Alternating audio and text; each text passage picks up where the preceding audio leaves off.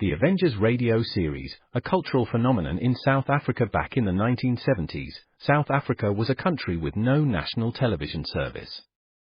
It wasn't until 1976 that the country would get its first taste of television broadcasts. But before that, radio was the primary medium of entertainment and information for the masses. This was the context when The Avengers, a British spy FI series, made its debut on South African radio and became a cultural phenomenon. The Avengers was a British television series that originally aired from 1961 to 1969. The show revolved around the adventures of John Steed, a suave and sophisticated secret agent, and his various female associates. The series was a unique blend of traditional spy thriller elements with science fiction and fantasy, which set it apart from other shows of its time. While the series was hugely popular in the UK and had also made a significant impact in the American markets, being one of the rare British series given a network transmission slot, it was virtually unknown in South Africa. This was primarily due to the lack of a national television service in the country until 1976. However, as a film series, The Avengers was able to gain some exposure in South Africa through film rentals. But it was the launch of the radio series that truly brought The Avengers to the masses in South Africa. Come and listen at www.myclassicradio.net. Hey, Cavalry. Yes? You're on the air. Hit it! Go! Go! I like it. Wilbur, is this what you picked out for a theme after we asked you to go through the library? That's right, Bob. Well, I don't think that's exactly what we want. It's an attention getter. Well, that's all I thought. It's not too musical.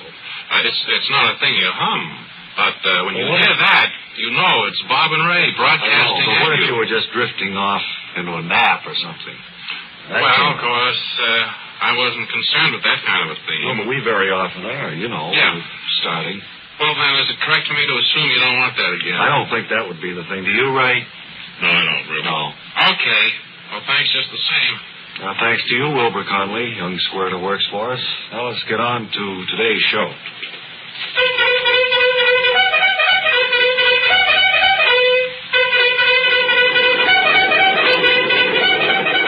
Captain Cavalry of the 212th.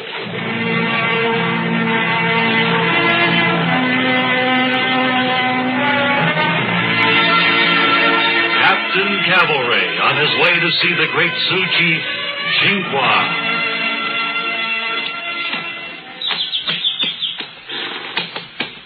Captain Cavalry, order your men to dismount. I think I see something on the ground. All right, Dakota. Troopers, dismount. Men, at ease. Off your horses.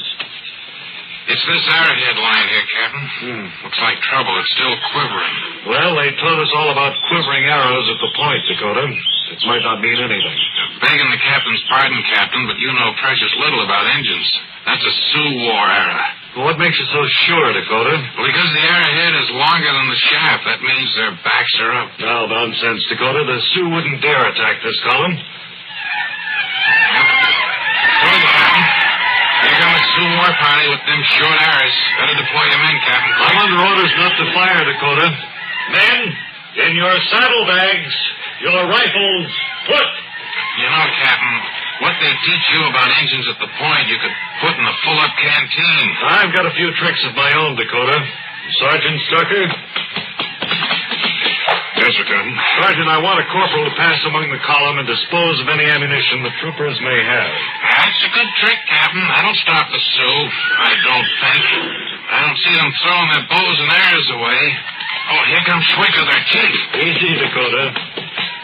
Why does horse warrior take bad sting of thee from fire stick of his men? Because we come to speak peace, Chinqua, with the great chief of the Sioux. Also, we show we are not afraid by toning down fire sticks. Chinqua, understand. But does courageous horse soldier mind if my brave not throw away bow and arrow? We learned this trick from Chiracua. Only if Chinqua's braves will turn the other way so they do not face my troopers. Captain, I know engines. It ain't enough getting them to face the other way. They can always turn around, you know. Easy now, Dakota. Who is wise man who just spoke? Captain in charge of many people dressed in blue. He's Dakota Purvey, Chinqua. He knows much of your folklore. Your Dakota Purvey learned well, Captain, of soldiers whose fire sticks have no pep. Braves, attack and do much damage. There. Up again. Mount. Out of saddlebags, rifles full. Corporal, among the troopers, pass.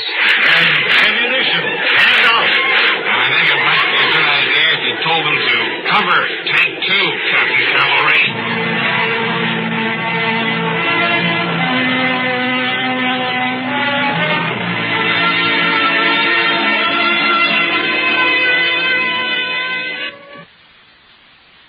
You got a match? Yes.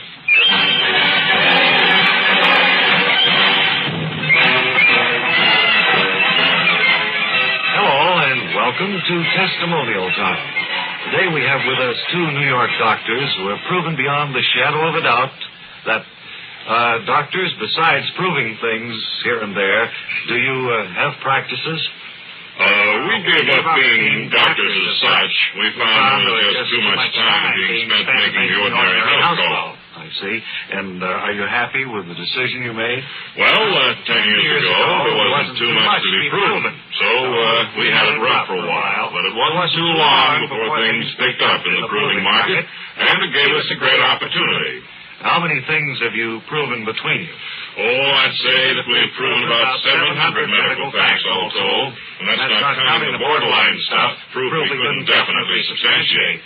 Well, you two must be kept pretty busy proving all those things. How come you were selected to do the job? Well, it's mostly because we're New York doctors. There were 2 Cleveland doctors who applied for the job, but apparently their word didn't carry too much weight. It's lucky they didn't get stolen when they were interviewed. And is the purpose of proving things, do you find, more lucrative than that of having just a general practice? Well, last week we got $6,000 for proving that some headaches are caused by the fact that many people have noisy blood. And you were never paid that highly as a general practitioner, is that right? Well, we weren't working together at the time, but when we got together and became 2 New York doctors, we compared incomes and found that we had not been doing too well as 1 New York doctors. Doctor. New York doctor. Or whatever. You see, when we were general practitioners, most of our time was taken up by useless, unnecessary, and low-paying house calls. Occasionally we'd run into a nice, well-paying fracture, but those were the exceptions rather than the rule. And as 2 New York doctors, you don't even have to leave your office, do you? That's correct. We just mail out our proof and it's talked about on television. We've never even been seen, only referred to. And very frequently, too. Matter of fact, last week you were referred to as 2 famous New York doctors. Did you know that? Well, we worked hard, and I think we're deserving of any praise that's heaped upon us. Next week, something very nice is going to happen to us. What's that? Well, next week on television, we're going to be called 2 very famous New York doctors. Well, why is that honor being bestowed upon you? Well, we've proven that there's no such thing as a nerve center in the back of your neck. And that if a person is jittery, it's because he's waiting for a headache to strike. Well, I thought being nervous was caused by having undrained sinus cavity. No, nonsense. It's pure pap. We stake our reputation as 2 New York doctors on that. Have you proven it? In laboratory tests. Well, that's good enough for me, New York doctors. Now our listeners have heard a good deal about you two. May we know your names? George Henry Wallace Mentor. 2 New York doctors.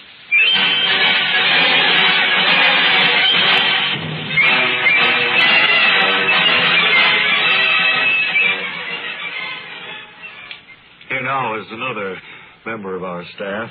Since this is kind of wrapping up the first week, we thought it would be a good day to welcome from the Lackawanna, New York field station, Dean Archer Armstead, our agriculture expert, with a new feature, Dean, the Weekend Farmer. Is that right? That's right, Bob. I might point out that I think that in America, more people now are turning back to the earth, to Mother Nature, on the weekend, to get away from the humdrum of black.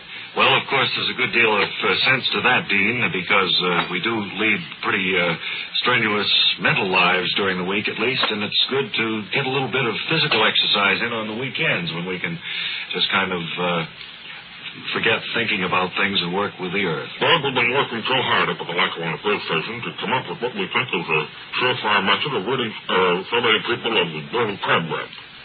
The Dean has just mentioned that at the field station, they're working on problems concerning crabgrass. I don't think, Mr. Secretary, that you're the convoy party. I think the people understand perfectly well what I'm saying. What was that? I think people understand perfectly well what I'm saying. Perfectly well what you're saying, yes. The only translation. What? No need of translation. All right. Now, about the crabgrass and the weekend farmer, what are the first steps that he might take in ridding himself of this pest? Well, Bob, and you too. I'm very sleepy.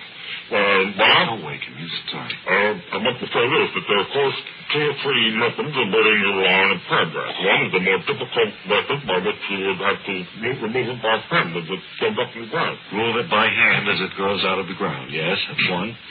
And the other method is the chemical method. Chemical method? Chemical method, where you can put down a chemical early disturbed, wait till it's alive, and then it won't repeat itself. Well, I see that our time is just about up for farm news this weekend. At least you've got your feet wet, Dean. And we'll look for you on the succeeding weekends when we hope you'll have more news for the weekend farmer. Until that time... So long, everybody. Green thumbs.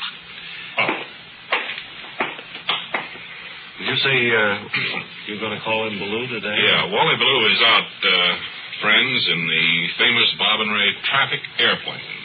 It's flying all over, just to see what the traffic situation is. We don't know what part of America he's in right now, so come in, please, Wally Ballou. Wally Ballou from the Bob and Ray traffic plane, survey of traffic for the upcoming weekend. And I might say I appreciate the opportunity you're giving me to broadcast from your plane. Wally, we don't know how often we'll be able to call you in. Watch it. Wally. Will you please? Wally, did you just do a spin or something there? My pilot did. George. Yeah. Well, Wally, what is the traffic picture? What's that? I say, what is the traffic picture?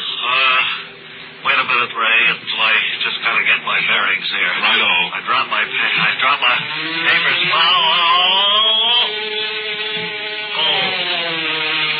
George, I wish you'd keep it on an even keel while we're broadcasting. Wally, I know you're having difficulties there, but there are people listening who want to know what the traffic situation is, so if you could forget your own discomfort possibly and tell us exactly what's happening on the highways, we'd appreciate it. Well, at the moment, I'm in the vicinity of the Holland Tunnel, and the traffic as normal on a weekend, Friday, beginning of a weekend.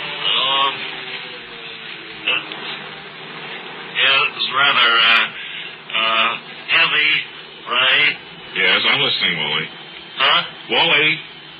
Yes. Engineer, I think there's a breakdown here. I can't hear George, it. don't do that again. I don't think I can hear the report from the airplane. Wally? Hello? Yes, I'm still here. Oh. I was just talking to my pilot, George. Yes. He has a very funny sense of humor. Well, what can we look forward to in traffic? I mean, how far away or how far can you see from where you are? I can't see too far. It's fairly hazy where we are. And this is Radio's Wally Ballou returning it to Bob and Ray in New York. Wally Ballou in the famous Bob and Ray traffic plane flying somewhere over America this week in New York, I guess. And I'll try to make a better... Cut it, engineer, please. We don't want any more. Engineer, please. Great. Yes. Now then, let's see. Do we have anything else to do before we sign off for the week? Well, just about time to say goodbye, I think. Not much more than today and for this week. We want to end of our first week, isn't it? Just think of it. And we want to thank everybody, too. Vic Cowan and Kirby Ayers, Tom Sheehy, our engineer, Joe Capibo, our sound man, and Wilbur Conley, the young squirt who works for us. Yeah. So, until the next time, this is Ray Goulding reminding you all to ride if you get work. Bob Elliott reminding you to hang by your tongue.